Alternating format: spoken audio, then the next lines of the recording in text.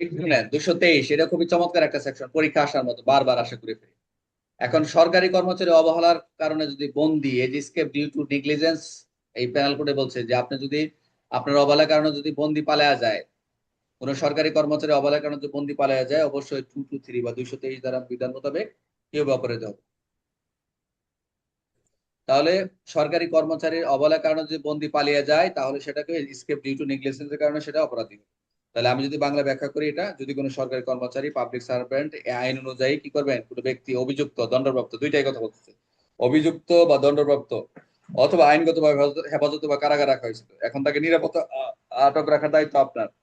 যদি সে ইচ্ছাকৃত ভাবে নয়, বরং অবহেলার কারণে যদি নেগলিজেন্টলি যদি সে ব্যক্তি পালাতে দেয়, স্কেপ ফ্রম কাস্টাডি থেকে যদি পালায় দেয়, তাহলে প্যানেল কোডে 223 ধারা অনুযায়ী সেটা অপরাধ। সর্বোচ্চ 2 বছর কারাদণ্ড, জরিমানা দেওয়া বলা হয়েছে। তো আমরা যদি একটু ব্যাখ্যা দেখি এটা, যদি কোনো পুলিশ বা জেল ইচ্ছা কর্মকর্তা ইচ্ছা করে না কিন্তু অবহেলা ও গাফিলতির কারণে আশায় পালায় যায়, যদি কোনো পুলিশ বা জেল কর্মকর্তা ইচ্ছা করে না কিন্তু অবহেলা, তাদের যে অবহেলা রয়েছে, ডিউটি অফ নেগলিজেন্স রয়েছে, তাহলে এই যে গাফিলিতি, এই গাফিলিতির কোনো আসামি যদি পারা যায়, তাহলে প্যানেল কোড 223 ধারা মোতাবেক অপরাধ হবে। আমরা যদি আরো উদাহরণ দেখি, একজন পুলিশ কর্মকর্তা আসামিকে পাহারা দিচ্ছিল। আই রিপিট, একজন পুলিশ আসামিকে পাহারা দিচ্ছিল।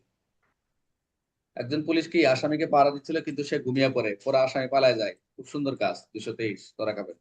জেল কর্মকর্তা দরজা ঠিকঠাক লক না করে বন্দি পালায় গেছে, উপর দিয়ে চলে গেছে, অনেক সময় এরকম হয়। 223। তাহলে গুরুত্বপূর্ণ পার্থক্য মনে রাখার জন্য, 221, 200 ইচ্ছাকৃত ভাবে, মনোযোগ দেন। 221, 222 ইচ্ছাকৃত, ইন্টেনশনাল থাকবে। 23 অবহেলা কারণ। 223টা দুইটাই হচ্ছে, 221 এবং 222 ইচ্ছাকৃত থাকবে, ইন্টেনশনাল। আর 223-এর ক্ষেত্রে কি হবে? এটা অবহেলা থাকবে, নিগলেক্টেড থাকবে। সহজভাবে মনে রাখার জন্য আমরা দেখবো 223 ইচ্ছা নেই, শুধু গাফিলতি। নেগলিজেন্স নাই, শুধু শুধু থাকলে হবে না, ইচ্ছা নেই কিন্তু শুধু গাফিলতি পাওয়া গেছে। তাহলে দণ্ডবিধি 223 দ্বারা কি সম্পর্কিত? অবশ্যই অবহেলার কারণে বন্দি পলায়ন করছে। 223 দ্বারা প্রযোজ্য কার ক্ষেত্রে? অবশ্যই সরকারি কর্মচারী ক্ষেত্রে। শাস্তি টাস্তি যা আছে এগুলো একটু আপনি করে নেবেন। তাহলে 223, 221-এর প্রধান পার্থক্য কি? অবশ্যই 223 অবহেলা, আর 223 এবং 221 আর 22 হচ্ছে ইচ্ছাকৃত। আজকে এই পর্যন্ত, আমরা 24 থেকে নিব না, তাহলে আর প্যাস লাগবে।